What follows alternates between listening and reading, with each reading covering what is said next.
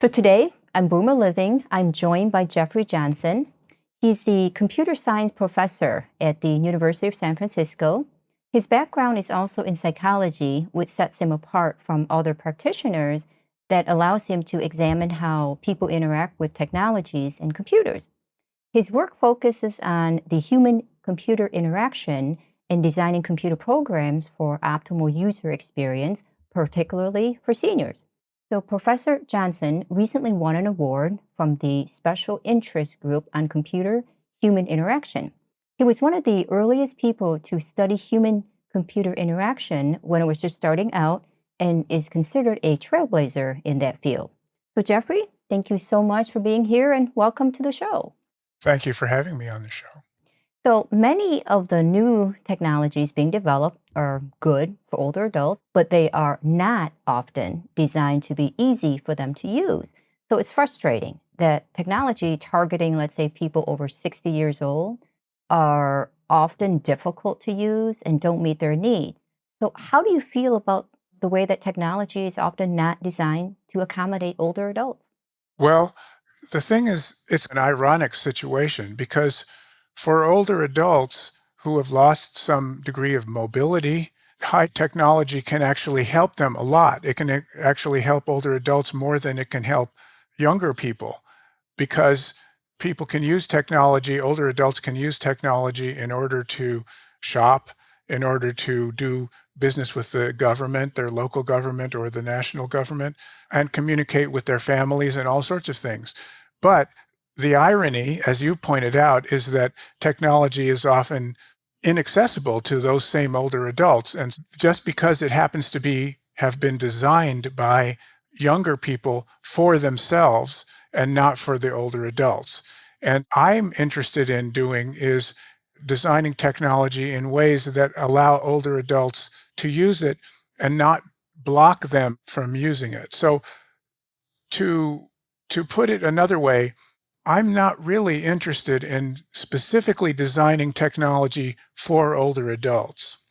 Because one problem with that is when you do that, then basically you're shutting out the younger market, and older adults don't want to use those products that brand them as being old.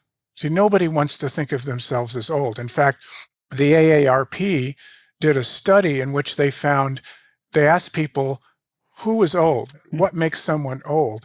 And what they found is that no one is old. Your parents are the ones who are old, no matter how old you are. And so nobody wants to think of themselves as old. And so if I designed, for example, a cell phone that was specifically designed for older adults, and by the way, such cell phones do exist, most older adults don't want to use them because that brands them as being old. So what you're saying is the problem is that today's technology does not work the same as how people think. This is a mismatch between the way things work and what we think. Is that right? It's very confusing. Yes. Yes. The point I'm trying to get across is that, yes, fonts that are too small and other things that have to do with vision and hearing and things like that do make a difference. But the mismatch between the mental models that people have and how the equipment works is a bigger issue. And frankly, it's not an issue that's going to go away. Some people say as soon as all these old adults die off, then everything will be fine because everyone will be tech savvy. That was my next But question. that's actually, yeah. Yeah, but that's false because technology doesn't stop developing. And so the kids today my students don't really believe me when I tell them this, but I tell them, you're going to get stuck too, because your kids are going to come to you and your kids are going to say, Mom, why do you keep Instagramming me? Nobody uses Instagram Right. anymore. I use MindLink. Get with the program and start using MindLink. And the mother's going to say, no, I just can't get this MindLink. I can't get my mind around this MindLink thing. So everyone gets stuck in the technology that was around when they were growing up. Right. And that's not going to change. So then how can technology companies make sure their product services are accessible to older adults, you think? Well, there are a couple of different ways that the companies do it. One is that they hire consultants who are experts in that to help them. But the main two ways that they do it are that they hire older adult as designers. That's one way they can do it. They can have older adults, and there are some. There are older adults who work as designers. I Before I became a faculty member, that's one of the things that I did. There are people in their 90s who are working as designers for companies to help them design products for older adults. So that's one way. Another way is to give training to the younger adults who are their primary developers and designers. I wrote a book about this in order to be able to train those younger people. And that's one way, is to train the younger adults. What some companies have done is something called empathic design.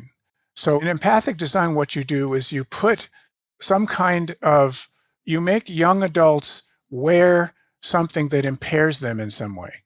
So they have glasses that blur their vision, or you give them a suit that makes it harder for them to move in, or a jumpsuit that has straps on it so that they can't move as A easily, or that their simulated situation. knees don't bend as easily. Right, a simulated situation.